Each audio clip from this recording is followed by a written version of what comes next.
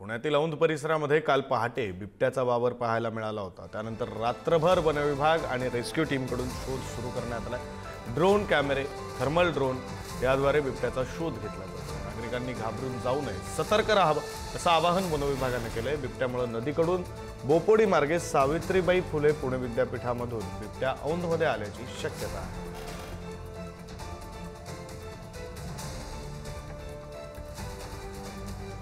आपले प्रतिनिधी बालाजी पोद्दार आपल्यासोबत जोडले गेलेले आहेत। आपण त्यांच्याकडून या संदर्भातले ताजे तपशील जाणून घेऊया। बालाजी, काय ताजे तपशील आहेत? बिबट्याचा शोध सुरू आहे का?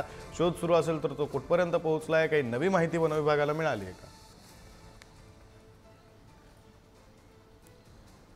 विक्रांत, काल पहाटे जो आहे तो हा बिबट्या दिसलेला होता। औंध परिसरामध्ये आरबीआय सोसायटीच्या सीसीटीव्ही कॅमेऱ्यात दिसला होता। त्यानंतर काल दुपारी सुद्धा जे आहे ते रेस्क्यू टीमने जे त्या ठिकाणी सर्च मोहीम सुरू केलेली होती, शोध घेतला होता।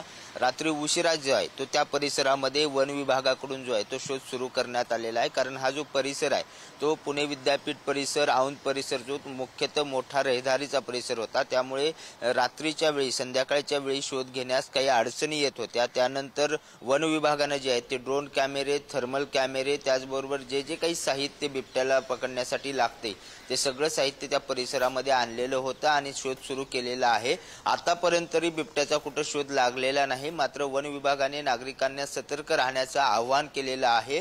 त्याचबरोबर जर बिबट्या कुठं दिसला तर टॉर्च, बॅटऱ्या लावा, मोठ्याने गाणे लावा, काठी वाजवा, कारण हा भित्रा प्राणी आहे। मात्र तुम्ही भितलात तर तो भीती दाखवतो, त्यामुळे नागरिकांनी सतर्क राहावा असं आवाहन केले।